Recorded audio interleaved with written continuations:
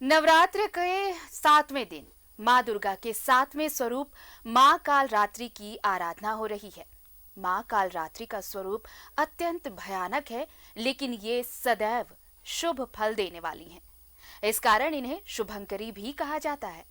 इनकी सच्चे मन से पूजा और प्रार्थना करने से सभी मनोकामनाएं पूरी होती हैं। चलिए, कैसे करें हम माँ कालरात्रि की पूजा आराधना, क्या है विधि विधान, ये सब जानने के लिए जुड़ते हैं स्वामी दिव्यानंद जी महाराज से। हमारे साथ जुड़ रहे हैं स्वामी जी। जय माता दी और महासप्तमी की आपको भी ढेरों शुभकामनाएं।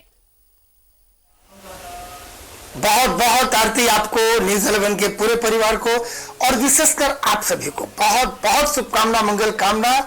आज महासप्तमी का दिन, मतलब एक साधक या एक सामान्य लोग या एक बालक जो पूजा नहीं भी कर रहे हैं, या पंडाल घूमने की बात हो, साधना सिद्धि की बात हो, या पूजा में उस पिक पे, उस यौवन तक पहुंचने के लिए महासप्तमी बाहर भी देखेंगे तो देखेंगे बाहर में पूरा चहल पहल, पंडाल और मेला सारा है। ये बाहरी बात है। जब अंतर यात्रा की बात करते हैं, अंदर में एक साधक, तो मैं साधक होने के नाते इस पर थोड़ा ज्यादा प्रमुखता से बोलता हूँ। प्रथम दिवस जैसे प्रारंभ किया तो लोगों का जो चक्र की साधना करते हैं, जो तंत्र साधना करते हैं, यौगिक साधना के माध्यम से जो चलते हैं, मूलाधार, स्वादिष्ठान, मणिपूरक, अनाहत, विशुद्धि चक्र, आज्ञा चक्र में ही एक प्रसन्नता आती है। और आज तो सहस्त्रार चक्र पे साधक पहुंच जाता है। सहस्त्रार कहने का मतलब यहाँ सहस्त्र दल कमल है। अब देखिए, सबसे बड़ी बात है आरती क्या, जितने चक्रास हैं सभी चक्र के कोई मंत्र हैं, कोई रंग है, कोई शब्द है, और यहाँ आने के बाद रंग है, सारे शब्द समाप्त हो जाते हैं, यानी सारी सिद्धियां कहा जाए तो अब एक भक्त या एक साधक अपनी समर्पण भाव से हम कितना माता से प्राप्त कर पाते हैं, वो माता कालरात्रि आज के दिन उस संपूर्णता प्रदान करती है। संपूर्णता शब्द को अंडरलाइन करके मैं बोल रहा हूँ। एक कंप्लीट मैन जैसे कहा जाता है। इसी से जुड़ा हुआ सवाल मैं इसलिए पूछूंगी स्वामी जी, क्योंकि देखिए माँ का ये रूप कहते हैं बहुत ही भयंकर है, लेकिन रूप भले ही भयंकर है और ये इसलिए क्योंकि शत्रुओं का, दानवों का नाश करती है माँ, इसलिए ये रूप, वो ये वेश धरती हैं, लेकिन साथ ही साथ ये शुभंकरी भी हैं, इसलिए बहुत फल देने वाली, शुभ फल देने वाली है, इसलिए इनका नाम शुभंकरी भी पड़ा है। बिल्कुल सही। अब देखिए, इसका एक प्रमाण क्या है, जहां भक्तों को संशय होता है कि माता इतनी भयंकर हैं, दो शब्द समझेंगे, भयंकर है किनके लिए, हमारे शत्रुओं का नाश करने के लिए माता ने ये रूप धारण किया था और शत्रु का विनाश की।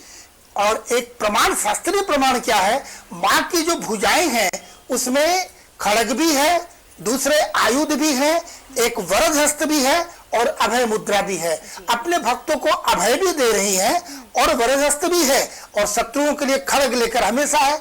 आरती एक संशय पड़ी वाली बात, बड़ा अच्छा भी हम लोग जिस मोड़ पे खड़े हैं, एक बहुत सामान्य प्रश्न है लोगों के मन में आता है कि घर में माता काली की प्रतिमा नहीं रखनी चाहिए, या फिर माता शेरा वाली है तो शेर का मुंह खुला नहीं होना चाहिए।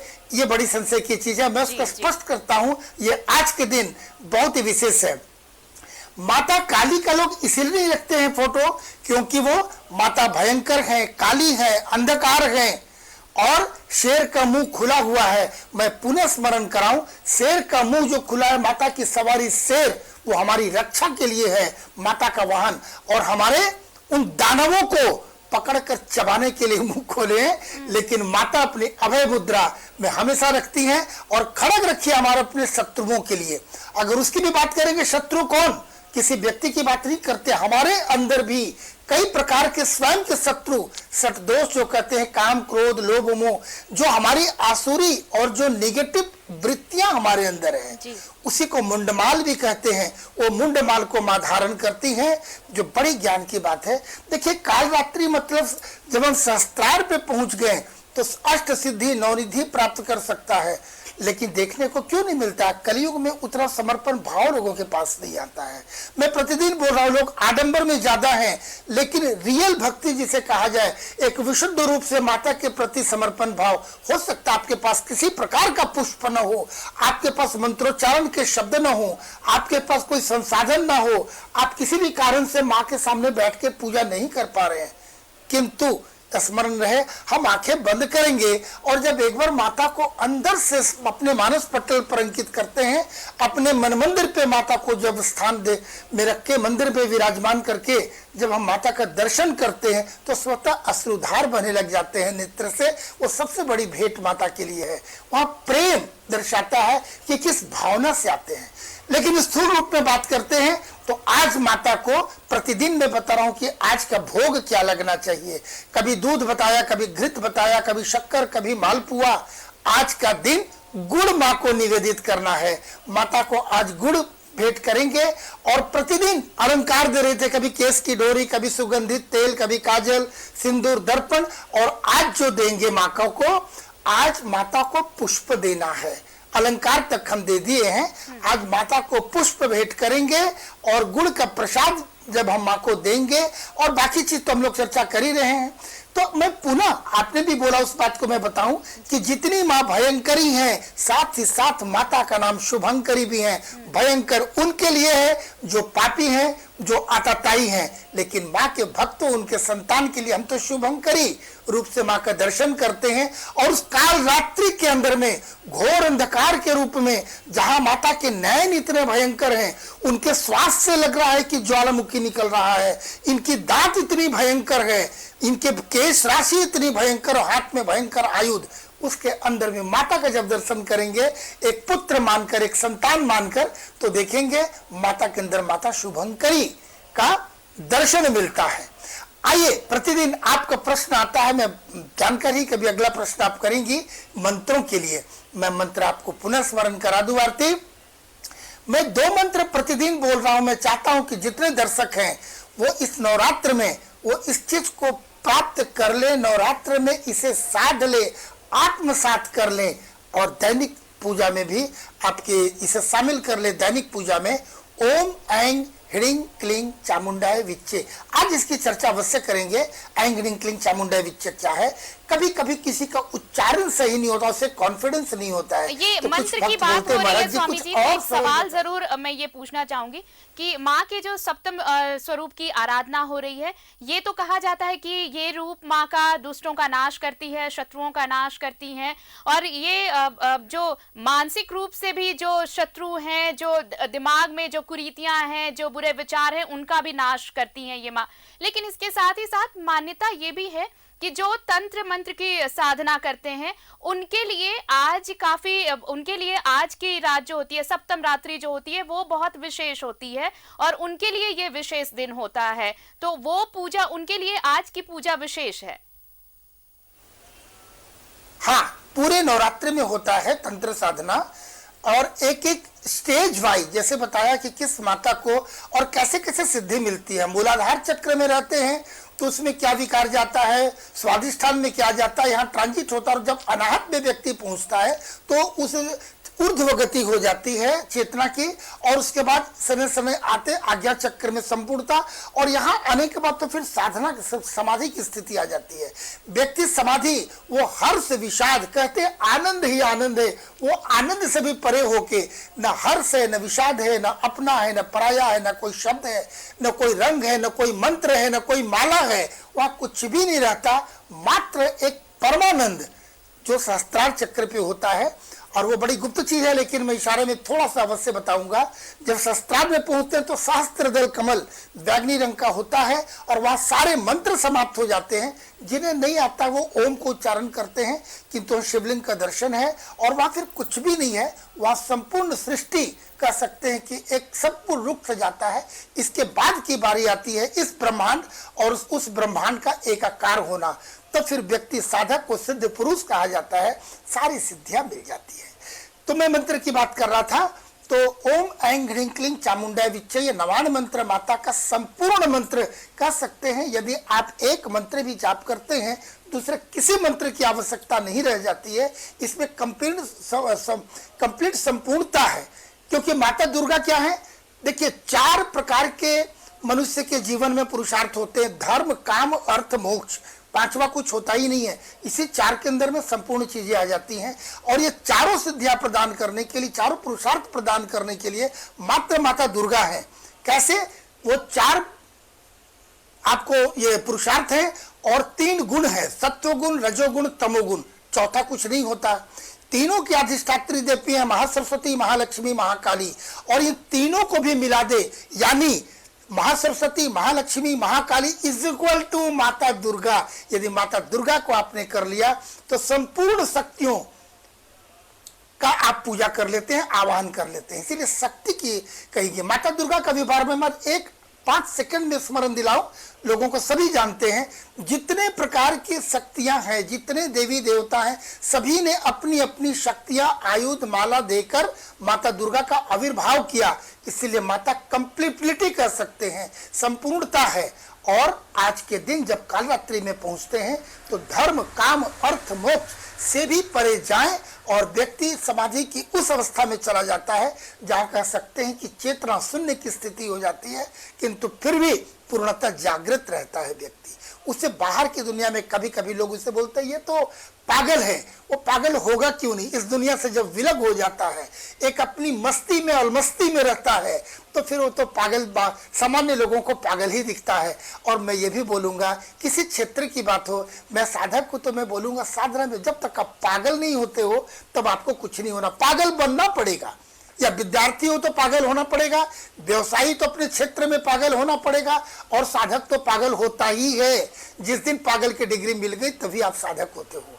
तो ये दूसरा मंत्र जिसे हम कहते हैं कि संपूर्ण तो रूप से तल्लीन होना पड़ेगा, और तभी माँ की कृपा बरसती है, ईश्वर की कृपा बरसती है। हम और भी बहुत सारे सवाल हैं हमारे पास जिस पर चर्चा करेंगे स्वामी जी। एक छोटा सा अंतराल होगा, इस अंतराल के लिए रुकते हैं और उसके बाद जानेंगे। हर बार हम हर रूप के जो हर रूप की महिमा है माँ की, उसमें हम ये जानते हैं कि कौन सा रंग माँ को प्रिय है, क्या भोग लगाएं हम माँ को, ये सब भी जानेंगे। एक छोटा सा अंतराल, आप देखते रहिए विशेष कार्यक्रम माँ। नंदित मेदिनी विश्व विनोदिनी नंदनुते गिरिवर विंध्य शिरोदिनी वासिनी विष्णु विलासिनी जिष्णुनुते। नवरात्र पर आप देख रहे हैं हमारी विशेष प्रस्तुति माँ, और हम चर्चा कर रहे हैं माँ के 7वें स्वरूप माँ कालरात्रि की महिमा क्या है, कैसे पूजा करें माँ की, क्या विधि विधान है। हमारे साथ स्वामी दिव्यानंद जी महाराज जुड़े हुए हैं। स्वामी जी, एक सवाल जो सभी साधक ये जरूर जानना चाहते होंगे, मुझे ऐसा व्यक्तिगत तौर पर लगता है कि देखिए हर पूजा में, हमारे धर्म में, आप सनातन धर्म के किसी भी पूजा पाठ की बात कर ले, मुहूर्त का बड़ा महत्व होता है कि कौन सा शुभ मुहूर्त होगा, कब पूजा करें, कैसे पूजा करें। तो ये इस पर जरूर प्रकाश डालें। इसके साथ ही साथ माँ को आज लाल रंग विशेष प्रिय है, और क्या कुछ है ये भी बताएं। दोनों पक्ष में बोलूंगा आरती। एक तो जहां स्थूल रूप में लोग, सामान्य लोग गृहस्थ पूजा कर रहे हैं, और एक साधना के रूप में है। मैं दोनों पक्ष को एक साथ बताना चाहूंगा। जैसा प्रारंभ में ही बताया कि प्रतिदिन बता देने, किसी कभी इससे कल के लिए बताया था कि बेर का फूल माँ को प्रिय है। माता की ब्रह्मचारिणी को सफेद है, शैलपुत्री को, किसी को सफेद है, किसी को लाल है, किसी को अपराजिता है। कालरात्रि में पहुंचने के बाद जहां बताया वो सारे शब्द, सारे रंग, ये सारे इससे परे हो जाते हैं। और व्यक्ति जब साधना में भी आता है शास्त्रार्थ चक्र में, तो सारे मंत्र भी और जाप भी वहां से विलीन हो जाता है, उससे परे की बात करते हैं। उस प्रकार से रंग की बात करें तो आज पुष्प देना है, और पुष्प के लिए एक रंग आज नहीं बताया जाएगा। माता को जो और आपको जो उपलब्धता हो, वो अपराजिता हो, कनेर हो, जितने अकवन है, उड़हुल तो है ही, कमल का पुष्प है, ये सारे पुष्प जो भी आपको उपलब्ध हो अपनी श्रद्धा भक्ति से दे सकते हैं। लेकिन एक बात मैं प्रतिदिन उसको मैं बोलता हूँ, जिसके पास ना फूल उपलब्ध हो वो तो बच्चा रोएगा कि माँ कैसे स्वीकार करेंगे पूजा। आपका हृदय वो आपका अपना है। अपना बोलने से अपना शरीर भी नहीं है। गारंटी नहीं कि कार्यक्रम के बाद मैं आपसे बात कर पाऊं, शायद आंखें बंद हो जाए, लेकिन एक हृदय ही अपना है। जो अपना होता है उस हृदय कमल को माँ के चरणों में समर्पित करें, माँ स्वीकार करती हैं। सबसे अच्छा फूल मानस फूल। और जब आंखें बंद करके जब हम माँ का दर्शन करते हैं तो किसी पुष्प, अपने बागीचे और गमले का फूल का मोहताज क्यों होते हैं? फिर तो आंखें बंद करके हम अपराजिता फूल लाएंगे स्वर्ग से।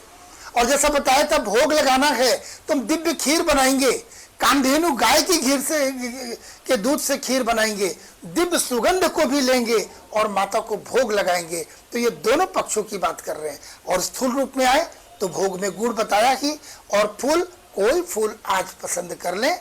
ये जो भी माँ को सारे प्रिय हैं वो कोई सा भी दे सकते हैं, लाल है, बैगनी है, सफेद है, ये सारी चीज माँ को देना माँ बहुत प्रिय रूप से इसे स्वीकार करती हैं। ऐं ह्रीं क्लीं चामुंडा विच्चय मंत्रों की बात मैं कर रहा था। और उसके बाद आता हूँ दूसरा मंत्र जो लोगों के मन में आता है कि वह भी यदि उच्चारण करने में असुविधा होती है, ऐं ह्रीं क्लीं चामुंडा, और मन में कॉन्फिडेंस नहीं है, भय बना है, पता नहीं उच्चारण सही नहीं होगा। अरे ऐसी कोई बात नहीं है। माता को एक बालक माँ को तुतला के बोलता मम्मी बिस्कुट दो, तो माँ को बड़ी प्यार लगता है, माँ बिस्कुट मांग रही है, चलो पुचकार कर देते हैं। लेकिन शर्त है यहाँ आपका रियल में बालकपन होना चाहिए, धृष्टता नहीं होनी चाहिए, जानकर आप गलती नहीं कर रहे हैं, समर्पण भाव हो। और जब बालक है तब तो फिर कोई भी भूल कर ले, माँ तो माँ की गोद में है, माँ तो कभी कुमाता है नहीं, माँ अपने आठों भुजा आपके सामने फैलाई है, पुत्र को पुत्र होता है। तो ओम दुंग दुर्गाय नमः, इतना तो ये पासवर्ड में बता ही दे रहा हूं जो कनेक्ट कर सकता है, ओम दुंग दुर्गाय नमः। किंतु प्रतिदिन हम लोग माता की प्रत्येक रूप की अलग अलग मंत्र की भी चर्चा कर रहे हैं। तो आइए माता कालरात्रि की अगर बात करते हैं तो मैं चाहूंगा टीवी के सामने बैठकर आपको यदि श्रद्धा हो तो हाथ जोड़े, सारे दर्शक जितने देख रहे हैं, और हाथ जोड़कर एक मानस पुष्प मान ले कि हाथ में उड़हुल का फूल माँ को हम निवेदित कर रहे हैं। और मेरे साथ इस मंत्र को आप ले। एक वेणी जपा कर्ण पूरा, नग्ना खरार रिश्ता, लंबोष्ठी कणी कर्ण कारिणी, तैलाम्बंती शारिणी, वाह्य तो दोल लोलत सल्लोलता, काव्य कष्ट का कारिणी, वर्धन मूर्धवा वस्व, कृत्वा काल रात्रि शुभंकरी। ये माता इससे प्रसन्न होती हैं। लेकिन मैं पुनः बताऊंगा, किसी प्रकार की गलती हो, ना आता हो तो ऐं ह्रीं क्लीं चामुंडा विच्चय संपूर्ण मंत्र है, कुछ नहीं आता है। ओम दुंग दुर्गाय नमः अपने मानस पटल पर से गुंजायमान कर ले, आंखें बंद करें। नवरात्र में किसी प्रकार का अनर्गल समय, अनर्गल वार्तालाप में समय व्यतीत ना करते हुए आवश्यक कार्य को करें, लेकिन अंदर मानस पटल पर माता को हमेशा विराजमान रखें।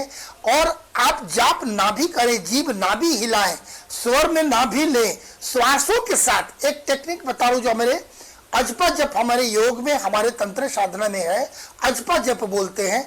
अपने श्वासों के साथ में एक रिदम बना लेना, ओम दुंग दुर्गाय नमः, ओम दुंग दुर्गाय नमः।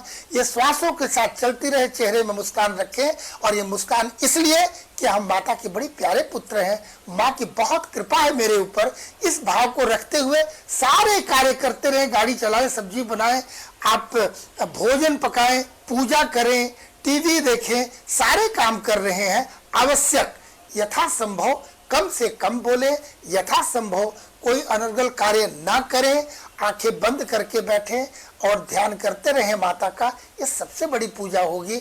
मैं चाहता हूं इस चीज को आप एक बार व्यवहार रूप में लाकर देखें और देखेंगे अब आनंद आ जाएगा। सारी चीजों का सार ये है स्वामी जी कि आप पूजा भले ही विधि विधान से करें, सारे जो भी विधि हैं उन विधियों को आप, उन विधियों से आप माँ की आराधना करें, समर्पण हो, लेकिन इन सब के साथ साथ आपका संयम भी बहुत जरूरी है, आपका संयमित रहना भी बहुत जरूरी है, और तभी ये पूजा संपूर्ण हो पाएगी। बहुत बहुत शुक्रिया हमारे साथ जुड़ने के लिए और इन तमाम चीजों को विस्तार से बताने के लिए। जय माता दी। देखिए, आज माँ के 7वें स्वरूप माँ कालरात्रि की आराधना हो रही है और जैसा कि स्वामी जी ने बताया कि हम भले ही विधि विधान समर्पण सब चीज की बातें करते हों, लेकिन संयम होना भी बेहद जरूरी है। अगर आप संयमित नहीं तो बाकी चीजों का कोई लाभ नहीं। इसलिए माँ की आराधना अगर हम कर रहे हैं तो हमें संयमित होना भी जरूरी है और तभी माँ शक्ति स्वरूपा आपके जीवन में प्रवेश करती हैं और आप पर कृपा बरसाती हैं। तो आज माँ कार्यक्रम में इतना ही।